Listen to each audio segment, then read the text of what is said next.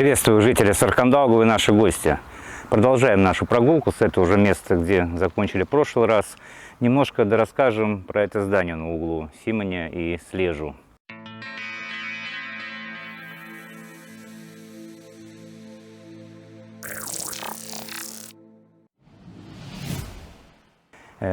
Утверждали, что это была женская тюрьма. Вот я покопал немножко сведений. Это не была тюрьмой как таковой. Это было что-то типа работного дома. В 50-е, в 60-е годы за мелкие правонарушения женщин содержали здесь. Но это был короткий довольно период. И отправляли на работы на фабрику-большевичку. Мелкие правонарушения это, к примеру, подпольная торговля самогоном. Побила соседку, например, приревновав к мужу или разбив ей окна. Как по-современному общественные работы. Сами понимаете, тюрьма это все-таки специальное учреждение со специально оборудованными помещениями, со специальной охраной периметра. В общем, с женской тюрьмой разобрались. Теперь мы пойдем по Патверсмес. Мы там не рассказали про Латвijas Берс. И зарулим на Сименя во двор. Да, там в комментариях нам напомнили про некий дом-башню. Осмотрим его и тогда пойдем по Патверсмес, по тем участкам, про которые мы не рассказали, и по Думтес. Снова вид на красивую вывеску стекольной мастерской. Помню, где-то годов 2006-2007 была фотография, здесь стоял белый лимузин. Я даже на Фейсбуке списывался с автором фото, но забыл, кто он. Если вы смотрите, то напишите нам комментарий, пожалуйста. Очень у вас красивое фото получилось. Дом-башня у нас находится во дворе Симоня 8. Давайте рискнем зайти. Надеюсь, нас здесь не побьют. Потому что бегаю я уже не очень быстро. Уже все-таки возраст. Какие-то остатки строительных материалов. Да, вот он. Симоня 8/2. Начали его ремонтировать. Смотри, окна вставили, крышу, сделали там, по-моему. Да, тут подняли полэтажа, кажется. Какой год я не накопал. Давай, вот она башня, кстати, да. Какого года дом я не накопал, но судя по стилю, похоже очень на функционализм. Это значит между 30-ми и 40-м годом. О, смотри, здесь даже видно приспособление для натяжки веревки. Это для сушки белья. То есть через этот ролик пропускалась веревка. Веревка отвязывалась, опускалась вниз, навешивалось белье и поднималась на высоту. Во-первых, подальше от земли, меньше пыли летело, и играющие дети тоже не могли. Я думаю, даже к этому дому. К этому, конечно, да, к этому дому, куда еще. И туалетом пользовались в этом доме. Хотя вот в этот дом, вот она, осталась дверь. Там был туалет сухого типа, по всей видимости. Угу. Здесь подвальный этаж на Симоня 8 не используется. В отличие от следующего дома, там полуподвальный этаж жилой. Все как похоже, что это башня, там лестница винтовая. Я внутри был там. Да, это... Винтовая лестница. Угу.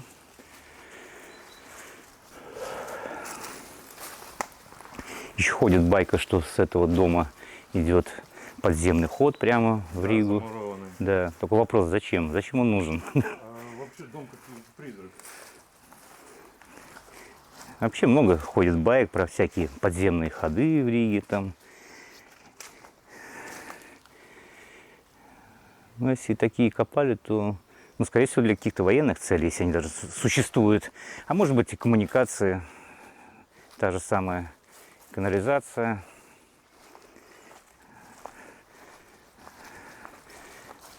Здравствуйте. Здравствуйте. Пойдем с Андреем поснимаем опять про район. Видите, даже нас местные жители не побили. Вышли мы с Симоня на Думтес, и мы в прошлый раз забыли рассказать про вот эту территорию, где сейчас Lidl. Вообще, изначально первый Lidl в Латвии был именно здесь. В 2017 году. Да, это был 2017 год, но обнаружили, что здесь токсичная почва. На ее санацию было потрачено время, были потрачены деньги. порядка 800 тысяч евро было потрачено на санацию. Ну вот запоздал наш Lidl, не стал он первым. Ну, хорошо, что построили его. Территорию засадили деревьями, в том числе это вот гималайская береза. Их здесь 40 штук. Есть еще деревья. В посадку было вложено 54 евро. Стоимость посадки. Сам Lidl площадью 2100 квадратных метров. На 130 машин автостоянка. Мост построен дополнительный. Теперь это получается самый короткий мост в Саркандаугаве. Сначала предполагалось, что просто засыпят Саркандаугу и сделают дорогу. Ну, смотрю, заморочились, сделали все-таки мост. Таруный депозит можно сдавать. Смотрю, да, даже 2 приемных у них, да, этих пункта. Так, давай выйдем к Саркандаугаве. Вот мост. Мост во всей своей красе. Вдоль Саркандаугавы построен бетонный барьер, он под землей, чтобы отсечься от токсичной воды. До Лидла здесь был пустырь долгое время. Здесь собирались строить магазин. Это эстонская сеть магазинов Selver. А до этого был рынок в начале 90-х. Насколько говорили, какой-то актер, латышский актер, купил эту землю. Построили рынок, по периметру шли киоски, в середине рынка были навесы, ну и плюс открытые скамейки. Помню, вот с того края был автобус-кафе, прикольно, кстати, было в нем, так уютно. Потом, вот, да, потом рынок, так понял, продали эстонцам, которые хотели здесь построить сервер. Ну, наверное, там начался кризис 1998 года, ну и проект задробился. Ну, на сегодняшний день имеем здесь Lidl. Тоже, в принципе, неплохо. Максима напротив сразу закрылась, как Lidl начали строить. Я так понял, она больше там не появится. Вышли мы снова на Патворсмес. Справа у нас предприятие, бывшее уже Латвijas Берс. Изначально Латвijas Берс было основано в 1873 году. Называлась фабрика грифельных досок и карандашей и механической обработки дерева. Владелец был Натор. В 1929 году она объединилась с фабрикой Фанденмит, того же Натора, кстати, интересно. В 1936 году фабрику купил ВЭФ для производства фанеры для радиоприемников использовалась. Потом она изготавливала фанеру для нужд рынка Латвии и за границу. В 1940 году ее национализировали, советская власть. Ну и далее она тоже меняла свои статусы, но в принципе не меняла своего профиля. Наверное, многие мальчишки особенно помнят клюшки, изготавливаемые на Латвijas Берс. Если не ошибаюсь, они делались прямые и дальше уже и грели, и загинали какую тебе надо сторону, ну, эту бьющую часть. Табуретки, помню, делали здесь. Так, это уже новый корпус, это в 90-х годах пристраивали. Дальше старый корпус. Ну, относительно старый, по-моему, если не ошибаюсь, в 1929 году все это дело строилось. Ну, там видна какая-то высотная часть фабрики. Так, в тонкостях я не опишу процесс производства. Но помню, что фанера по левой части Патворсмес был специальный бассейн. Бревна там вымачивались. Почему-то это биржа, кстати, называлась. Они, когда, кстати, объединились с Латвijas Финерис, у них тоже такой же бассейн есть. И тоже биржа там называют его. А третий Латвijas Финерис Балдерая. Был или есть, не знаю сейчас. Вроде есть. Вот Латвijas Финерис прикрылась. Так, и вот дальше размоченная бревна подавались в цех. Там они еще дополнительно распаривались, раскатывались уже в фанеру. Был, по-моему, здесь дополнительный цех. Если сучок попадался, то его вырубали специальным штампом. И с другого листа фанера вырубалась этим же штампом заплатка. На специальных прессах ставила заплатка, и получалось лист фанеры опять как будто целый. Слева была, вот не знаю, это новая или старая проходная, но в 90-х годах она использовалась как проходная. Сейчас мы подойдем поближе. А нет, это проходная довольно современный. Банкомат был, да? Да, здесь стоял банкомат. Потому что не везде принимали карточки, чтобы выпить Надо было расплачиваться наличными. Я даже помню фамилию главного механика, Андрес Скурбекс. Но это в 90-е годы было. Мы сюда приезжали, брали у них заказы на разные детали. Я работал тогда на бывшем рижском дизелестроительном, фирма по металлообработке. И вот мы обслуживали всякие разные предприятия, изготавливали для них там шестерни, валы. Ну и все, что можно из металла сделать и обработать. Да, вот слева у них ворота, это была так называемая биржа, или следующие. Не, вот, по-моему, вот эти все-таки, да, были. У них были специальные машины с прицепами, которые осуществляли внутреннюю логистику между основным производством и биржей. Сейчас здесь, вот на Патрусмас 19, моют вагоны, вернее цистерны. Один вид работы — это после остатков нефтепродуктов. Ребята надевают ОЗК, залезают и ведрами оттуда все вычерпывают. И второе — от битума. Зарплата там какая-то вообще... 50 евро в день. Да, очень нищенская там какая-то, да. Это на двоих, кстати, 50 Работа евро. опасная. На двоих 50, то есть вдвоем работаешь, то есть 500 евро в месяц. Но это было года 3 назад, может сейчас уже чуть-чуть повысили, не знаю. Пойдем мы дальше по Патрусмас. Этот участок мы, по-моему, позапрошлый раз окучили, или позапозапрошлый, в общем, неважно. И мы тогда его проскочим и начнем... Да, про балкон это. Да, про балкон упавший. И продолжим уже с угла Патрусмас. По-моему, там уже в Озлу переходит. Открытые ворота, их здесь, вернее, вообще нету. Давайте зайдем еще на территорию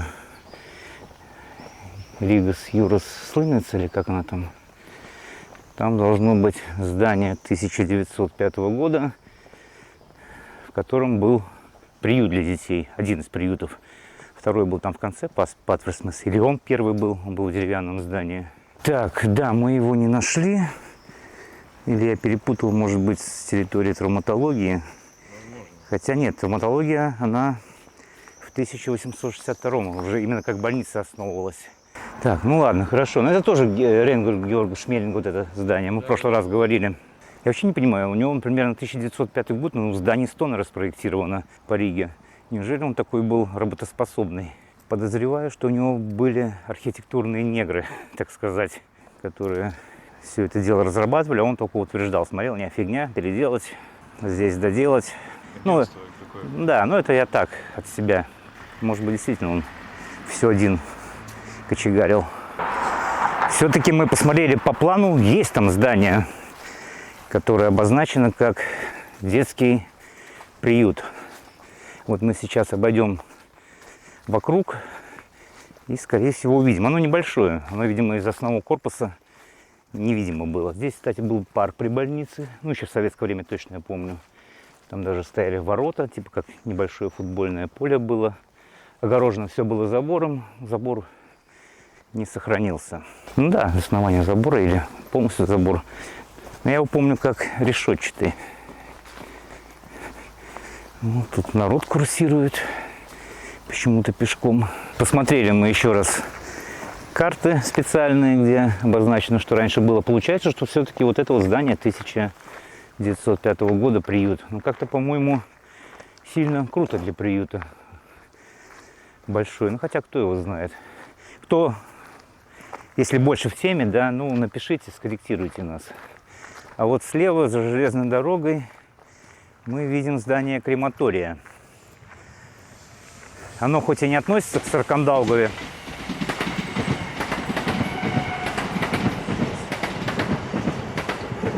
Виви. По-моему, такое дебильное название Виви, блин, придумали. Вена Вилсонс, да? Наверное, да. Не знаю, ну ладно. Оно хоть здание не относится к Саркандаугаве, но рядом. Долгое время стояло разрушенное. Вообще изначально начали строить крематорий в 1939 году. Закончить строительство помешала Вторая мировая война. Ну и в период, по-моему, с 92 по 95 все-таки построили, и оно стало функционировать. Вообще, по-моему, в 1920-х годах появилась, ну, если так можно сказать, мода на кремацию. Во многих странах Европы стали строиться крематории. Решила и Латвия в Первую Республику не отставать. Помню, мелкий его облазил вдоль поперек. Да, там любили мы играть. Там, хотя опасно было довольно. Там полы были проломаны, подвалы всякие. Ну, очень много там ходов было подземных. Жанна любит там что-нибудь там сфоткать и потом задать вопрос в группе Фейсбука Саркандаугова, где это на Саркандаугове. Ну, естественно, многие не узнают, где это. А там елки какие-то все фоткало. Так, справа у нас здание 1955 года постройки, так называемая Сталинка. Для работников большевички строилась.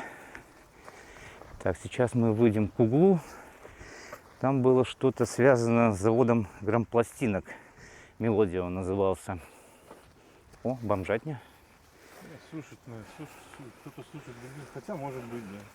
А помнишь, там индеец жил когда-то? Было, ну, Да. Вы знаете, что такое индеец? Это кто вот, ну, в принципе, аналогия бомжа, только который обустраивается так получше. Можно глянуть? Может, давайте глянем. Да, там у него было целое прямо... Ну, я последний Так. раз ходил, там все состригли, скосили, и его уже не было. Ну, может быть, появился. Это за Рижской фармацевтической фабрикой. До нее мы дойдем и расскажем. Да, вот здесь на углу была лаборатория завода грампластинок «Мелодия». Она занимала весь первый этаж. Чем они занимались? Они делали, ну, если так сказать, мастер-диски. Ну, это как бы матрицу, которую потом отправляли на основное производство, и с них уже штамповались пластинки в серию. А сейчас там что, Красный Крест, да, по-моему? Не знаю, почему именно разместили ее отдельно от основного производства. Ну, вот так было. Еще помню, в 90-х годах, когда фирма «Мелодия» банкротилась, упразднялась, они распродавали свое имущество. Меня шеф отправил, там, говорит, компьютеры, говорит, продаются. Говорит, поедь, там, может, по дешевке сейчас компьютеров наберем. Ну, мы приехали, там тетушка нам открыла, показала компьютеры, там компьютеры. Компьютеры были очень допотопные, 286, и продавали их по цене 3-4 тысячи долларов, видимо, по закупочной. Ну, мы разочарованные ушли. Так, ну пойдем глянем, там индеец живет, не живет за гаражи. Мы сейчас пройдемся вдоль железной дороги, посмотрим, живет ли там человек. Он, кстати, по-моему, такой не бухарь был. Он так там довольно все у него культурно было обустроено. Еще в бытность, когда у Андрея был дрон, мы его там пытались засечь. А вот здесь импровизированный дикий железнодорожный переход. Я заметил, что многие люди им пользуются. Ну, по идее, могли бы здесь сделать уже цивилизованный переход. Даже вон видно тропа, и даже сейчас он перешел парень. Со знаками. Там, по-моему, что за знаки там? Опасная зона, наверное. А, ну да. Ну видишь, здесь люди, да, ползают. Ну и как бы, типа, либо будьте внимательны, либо вообще нефиг здесь переходить, да? Нет, да, опасная зона.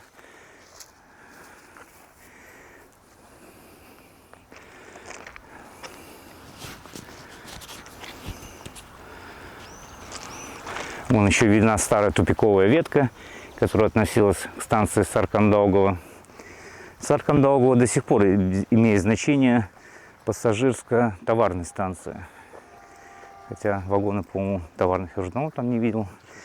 Угу. Не, как-то не помню, несколько лет назад там на стое стояли на одной ветке. Но это было уже давно.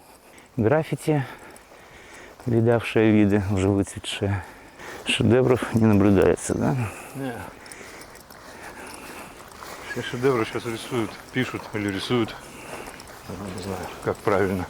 Аэрографом? На мостах, на новых. А. Портят красоту. Но они думают, что украшают. О, трехлучевая свая лежит. Ее тоже, кстати, попытались почему-то разрисовать. Что такое трехлучевая свая?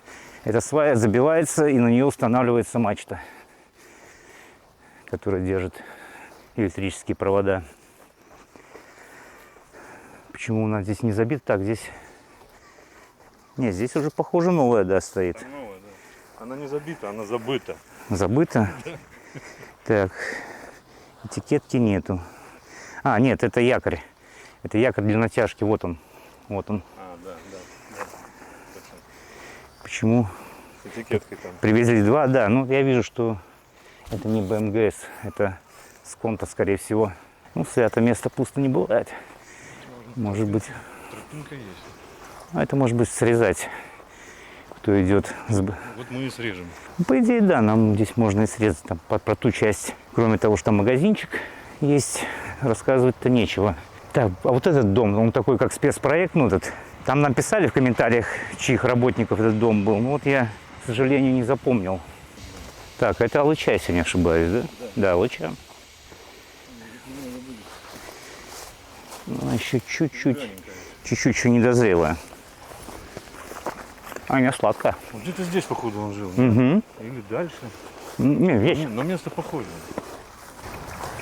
Ну, какие джунгли в пределах Саркандауга, да, есть? Яма.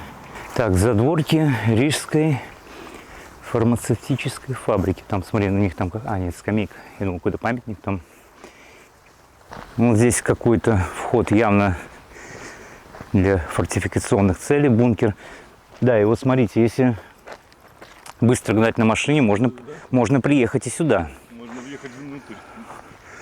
Он засыпан. Непонятно, что там было.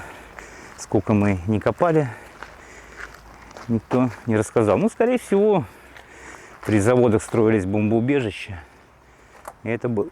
Подавился я немножко этой... Мухой? Нет, не мухой. А лычой. Так, ну давай, наверное, от ворот фабрики будем. Осторожней, машина. Давай. Но он думает, что его не видишь, он так испугался. Я обеду не трамвае. Ну, здесь узко. Здесь быстрее никто не едет. Я здесь сам медленно еду. Здесь пешком страшно ходить. О, смотри, установили некие маркеры, чтобы было видно край дороги. Но здесь дорога всегда была разбита, сколько я помню. Очень страшно разбито здесь. Не пешком страшно ходить, не пишу на машине. А знак еще 30 стоит. Угу. Еще 10 надо ехать. Да, вот видна впереди Рижская фармацевтическая фабрика. Что-то я запинаюсь вечно на этой Рижской фармацевтической фабрике. Здесь скользко. Сейчас ты упадешь и будет грязно. Не упаду. Рижская фармацевтическая фабрика была основана в 1950 году, хотя, по-моему, там здание более старое. Но про них никаких там сведений нету.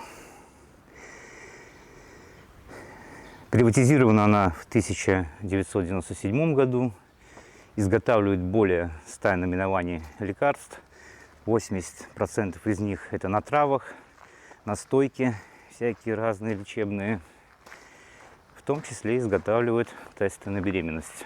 Справа была деревянная застройка, сейчас курс пройдем. Да, здесь уже не сохранилась она. У меня есть фотка, я уже в разбомбленном состоянии, нежилом уже снимал. Где-то, по-моему, с тобой там фотографировали, была табличка «Приват Ипушумс». Эти дома в аварийном состоянии. Да, ужасно аварийном. Я помню, под Дунтес, проезжая мимо одного этих домов, там лужа фекалий прям аж была. Потом, я так понял, все-таки решили эту проблему. Ну, долго она там была. На велике вообще не проехать было. Я переезжал на ту сторону всегда. Она прямо из подъезда вытекала у них. Но этот дом, смотри, хотя бы фасадную часть потратились на краску. Пытаются квартиры продать. Ага.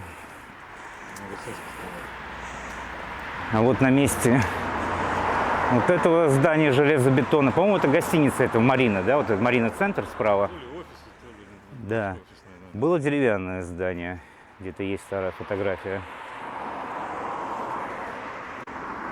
Еще в этом здании должен быть бассейн. Семейный на 3 человек стоит 65 евро. Стоило, во всяком случае, раньше. Да. Ну, был бассейн и в Унимарсе, Марина-центр. Он в основном использовался как для отработки спасения на воде, но и сдавался, по-моему, и просто посетителям. Я как-то гуглил, но я не нашел четкой, внятной информации про это. За Скайдморе есть кусок Саркандауга, сохранившийся небольшой. Следующий будет немножко дальше, мы до него дойдем, покажем. Здесь даже какая-то живность живет, да, в виде уток. Маленькая уточка здесь где-то была. Да? Надо палкой постучать по кустам, она выскочит. Да ладно, я шучу. О, где-то чирикнула. Вон там где-то. Она прячется под свисшие тростники, да. Этого ракурса. Зачем-то пирсик сделали. Может, все-таки рыбу ловят? Да, может быть, он просто тут остался. Да сомневаюсь. Такая грандиозная стройка была. Ну, не знаю. Вдвоем точно не пойдем. Выйди так, поснимай туда, влево-вправо. Это поддоны, кстати, европоддоны, да. Или нет? Поддоны, да? Палеты.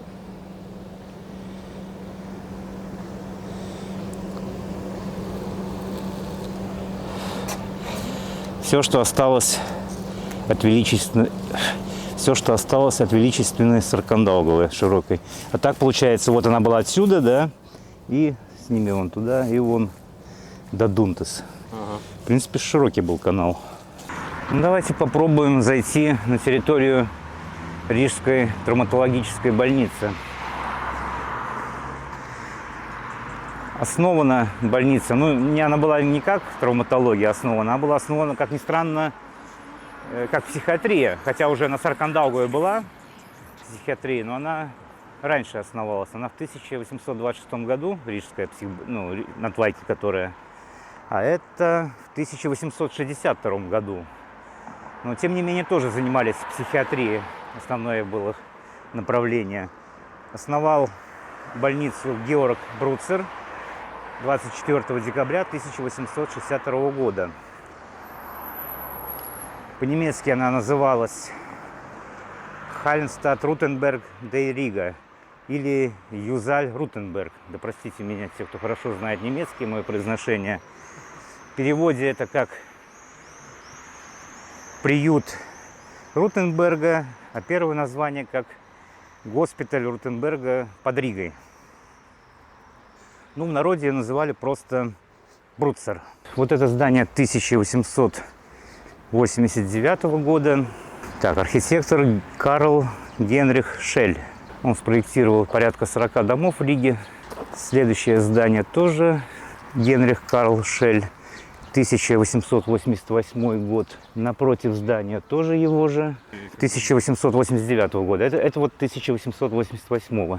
И, естественно, здесь отметился Георг Ренгольд Шмелинг.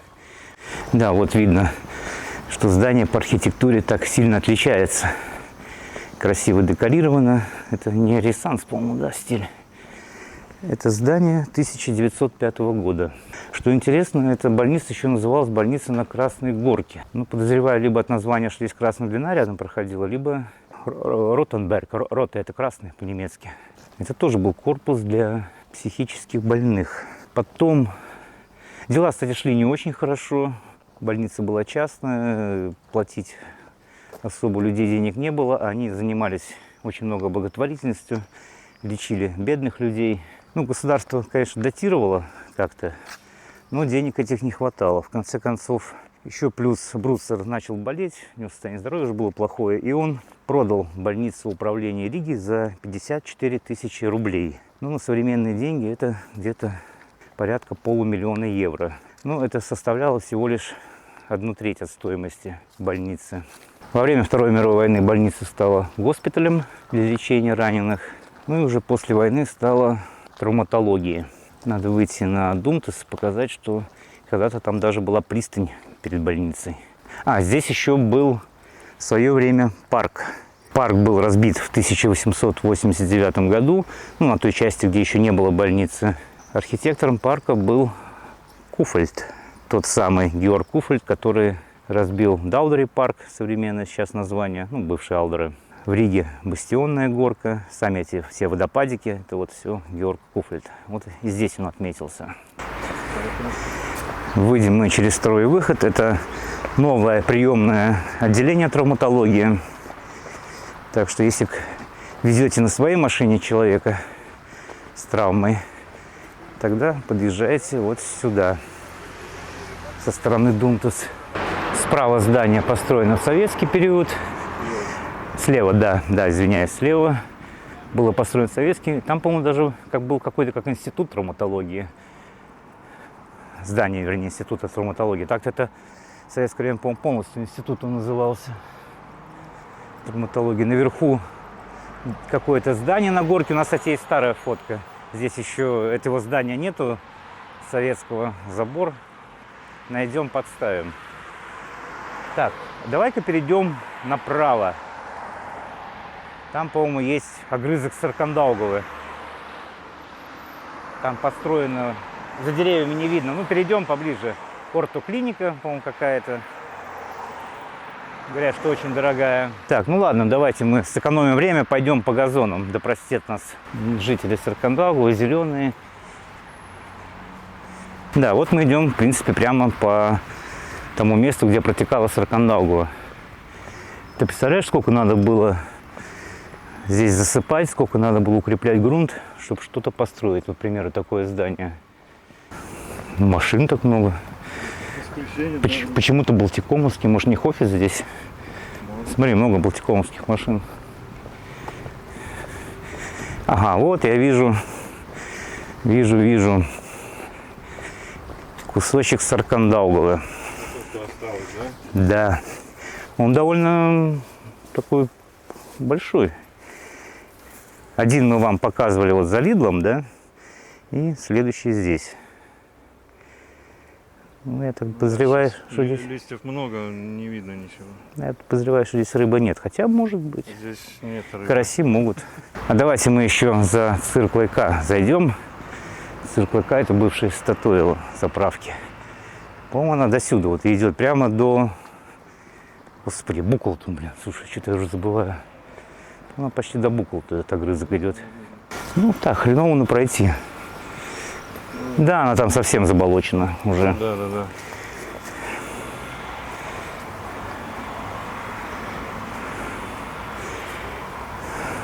А ту часть от Буклты в трубу закопали. Саркандаугаву. Да, есть на труба.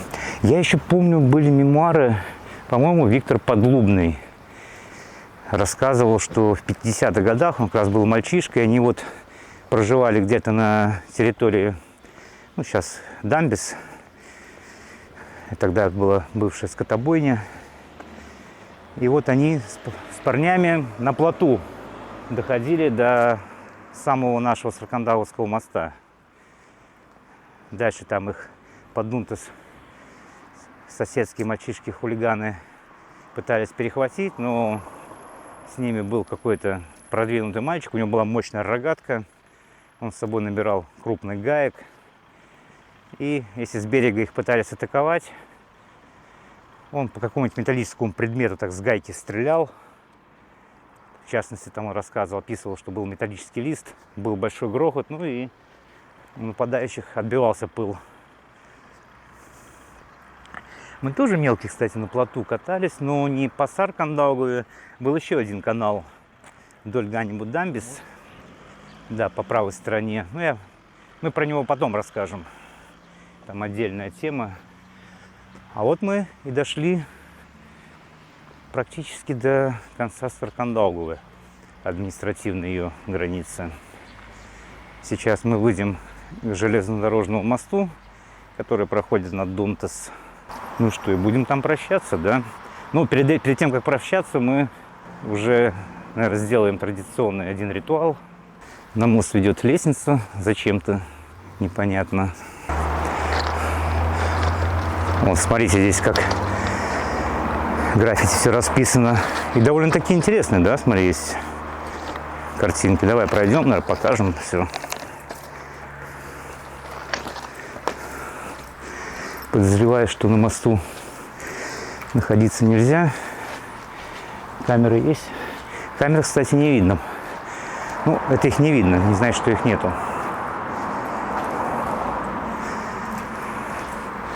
Да, смотри, прикольные некоторые. Не то, что просто этими какими-то там символами, буквами распишут. Чаще свой никнейм. Еще главное, не забывают этот знак копирайта поставить. Да, слушай, здесь интересно так.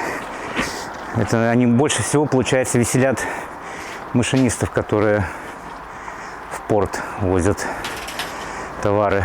Ну, судя по рельсам, движение есть. Рельсы не заржавевшие. И теперь у нас получается вот эта часть, это Брасса. Ну, вот от Дунтаса в ту сторону, район Брасса. Он так, кстати, официально называется. Это не только станция, а вот направо у нас уже район Скансте. Вот вдоль железной дороги. Скансте — это от слова шансы трансформировалось. Скансте, шансы — это оборонительные укрепления, ну, как такие редуты. Насыпан был вал, установлены пушки, но это уже позднее средневековье. Шведы немножко, скажем так, модернизировали оборону Риги. Помимо самого города-крепости, перед ним была первая линия обороны. В ту сторону, вот как раз где сейчас идет съемка, была в основном заболоченная местность. Самой Ганнибуд-Дамбис еще не было. То есть, соответственно, никаких дорог. Кстати, основные дороги, которые вели в Саркандаугаву, были вот здесь справа. по правой части грунтовки. Ну, это, не знаю, там 1800-е года, 1700-е.